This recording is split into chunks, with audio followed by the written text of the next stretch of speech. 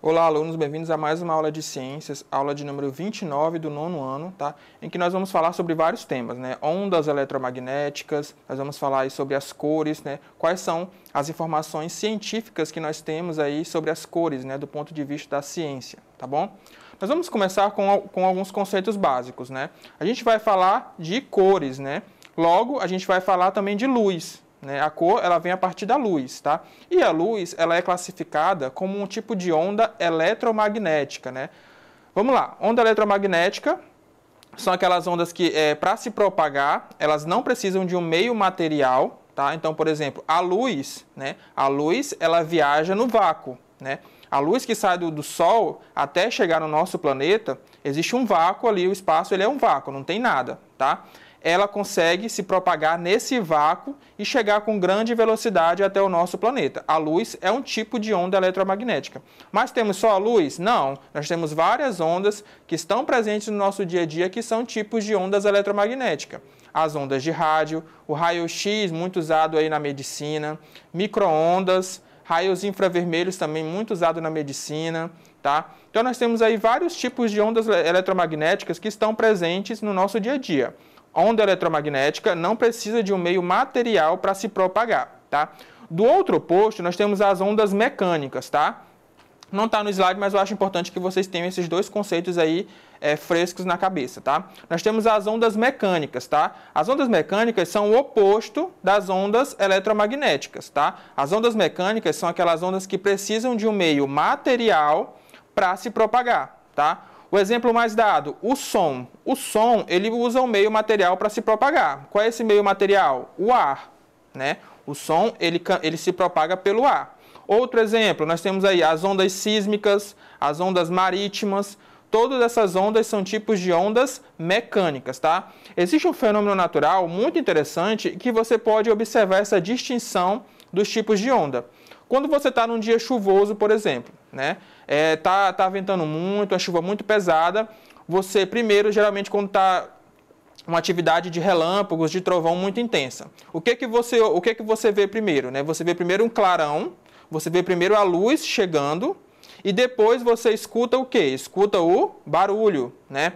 Por que você primeiro escuta, ou primeiro você vê o clarão e depois ouve o barulho?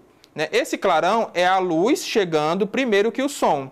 A luz, ela é uma onda eletromagnética, ela se propaga no vácuo.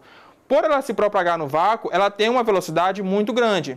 Então, por isso que você vê primeiro o clarão e depois você escuta o som, porque o som, ele caminha, ele se propaga de forma mais lenta do que a luz. Então, você primeiro vê o clarão, a luz vindo no vácuo, se propagando no vácuo, e depois você ouve o barulho do trovão, né, que é o som se propagando mais lentamente no meio material, que é o ar. Então, numa chuva você pode ver essa distinção entre ondas mecânicas e ondas eletromagnéticas, tá? A luz, ela é infinitamente mais veloz do que o som, né, porque ela se propaga aí no vácuo, tá? Então, esses dois conceitos são importantes para que a gente possa entender melhor a matéria, tá? Dando continuidade no slide. Então, nós temos aí que a luz é um tipo de onda eletromagnética, né?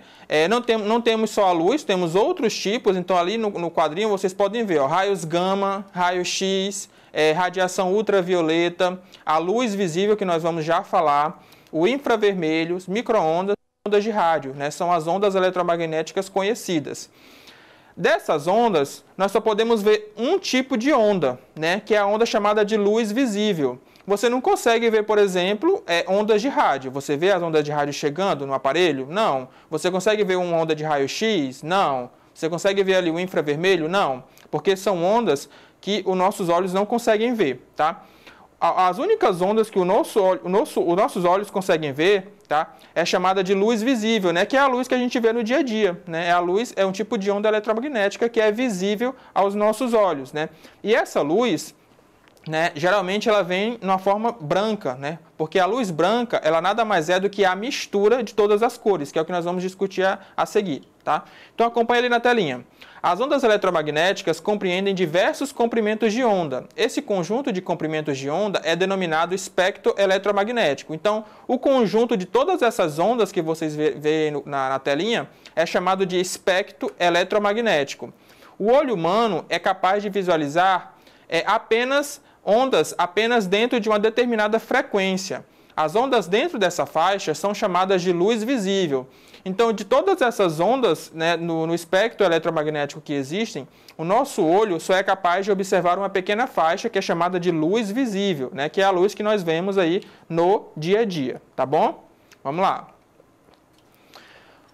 Quais são como é que eu determino a cor de um objeto? Nós falamos aí que a luz visível é a única luz, é a única onda do espectro eletromagnético visível ao olho humano, tá? E essa luz, ela é o que determina a cor dos objetos, né? Então, como é que a cor de um objeto é determinada? Vamos lá. Os objetos, eles refletem e absorvem parte da luz que os atingem, e isso define a sua cor, tá? Por exemplo, quando a casca de uma maçã ela é iluminada pela luz solar branca, né? Falei para vocês que a luz solar ela é uma mistura de todas as cores, tá? Então você vê uma luz branca, mas se você decompor essa luz num prisma, por exemplo, né, você vai ver que ela é formada de várias outras cores, né? Por isso que ela é uma mistura, tá? Então, voltando ao exemplo da maçã. Quando a casca de uma maçã é iluminada pela luz solar branca, enxergamos tons de vermelho. Por quê? Ela reflete as ondas cujo comprimento correspondem ao vermelho, enquanto as outras cores com outros comprimentos são absorvidos, tá? Então você vê vermelho porque o objeto reflete o vermelho, né? Ele recebe a luz branca, que é a mistura de todas as cores, ele absorve a maioria das cores e reflete determinada cor. Aquela cor que ele vai refletir é a cor que nós vamos ver o objeto, né? Então olhem ali do lado da maçã. No quadrado, né, nós temos um quadrado ali. Caindo sobre ele, nós temos uma luz branca, né? Essa luz branca é a mistura de todas as cores. Esse objeto vai absorver a maioria das cores ali e vai refletir somente uma cor. Que cor é essa? O verde. Então, o nosso olho vai ver esse objeto da cor verde. Do outro lado, mesma coisa. Temos ali um cilindro. Esse cilindro recebe a luz branca, absorve a maioria das cores e reflete somente uma cor. Que cor é essa? Vermelho. Então, qual cor que nosso olho vai ver esse objeto? Vermelho, tá? Então, é assim que funciona a determinação das cores do objeto, tá? Ele absorve e reflete aquela cor. E a cor refletida é a cor que o nosso olho vai captar a informação, tá bom? Vamos lá. Falei para vocês da luz visível, né? O espectro eletromagnético ele é constituído por diversos tipos de ondas com diversas frequências. A única faixa de ondas que nosso olho consegue ver é a luz visível. Comentei com vocês que a luz branca ela é a mistura de todas as cores. Então, se você decompor a luz branca em um prisma, por exemplo, que é muito utilizado, você vai ver que a luz branca, né, ela é formada pelo vermelho, o alaranjado, o amarelo, o verde, o azul, o anil e a violeta. Tanto que um experimento prático para você observar isso é você fazer um círculo de cartolina, pintar esse círculo de todas as cores, né, fazer em fatias, como se fosse uma pizza. Se você pegar esse círculo e girar ele em alta velocidade, todas as cores ali vão se misturar e você vai ver o branco, tá? É um experimento muito legal de fazer na sala de aula. Você desenha uma cartolina, um círculo de cartolina, pinta das cores e gira ele em alta velocidade, tá? Quando você atinge uma determinada velocidade, todas as cores vão gerar ali o branco, tá bom? Isso é um experimento que demonstra aí essa questão da decomposição da luz branca, tá? O Sol, como diversos comprimentos, o Sol ele emite luz com diversos comprimentos de onda, que juntos não são percebidos pelo olho humano e formam uma luz branca. Quando a luz incide sobre um prisma, é decomposta em diversas cores, cada uma corresponde a um intervalo de comprimento de onda, foi o que eu comentei com vocês, tá? Bora falar um pouquinho sobre as cores primárias. A gente está falando de luz, de cor de objeto, então vamos discutir esse conceito. As cores primárias existem sem a mistura de outras cores e não podem se decompor em outras. A partir delas são formadas outras cores, as secundárias, tá? Então nós temos as cores primárias, que são aquelas cores que surgem naturalmente, nós temos as cores secundárias, que surgem das primárias, e nós temos até as cores terciárias, que surgem das secundárias, tá? Quando você vai misturando cores, surgem outras, e aí você denomina de secundária, terciária, até quaternária, se possível, tá? Então vejam aí, quais são as cores primárias? Nós temos aí o azul, o vermelho e o verde, né? A partir dessas três cores, você vai misturando e obtendo outras cores, secundárias, terciárias, quaternárias, tá bom? É um conceito bem simples, mas que pode trazer aí algum insight na nossa cabeça, tá? Partindo agora para o nosso exercício, tá bom? 3 questõezinhas simples que vão dar uma revisada no que a gente viu na aula de hoje. Questão número 1. O olho humano ele é capaz de enxergar ondas de todos os comprimentos e frequências existentes? Será que o nosso olho consegue enxergar o raio X, o raio infravermelho, raios gama? Né? Comentei com vocês. 2. De acordo com o que foi estudado sobre as cores dos objetos, como explicar a cor verde da casca da melancia? 3. Qual o fenômeno natural que demonstra que a luz branca é resultado da mistura de cores? Bora lá. 1, 2. Resposta da 1. O olho humano é capaz de enxergar ondas de todos os comprimentos e frequências existentes? Não. O nosso olho ele vai enxergar apenas uma determinada frequência, né? As ondas dentro dessa faixa são chamadas de luz visível. Então, o nosso olho só vai enxergar a luz visível. Ela não vai enxergar outras ondas eletromagnéticas, tá? 2. Como explicar a cor verde da casca da melancia? Comentei com vocês, ó. Vamos lá, qual é o raciocínio aí científico?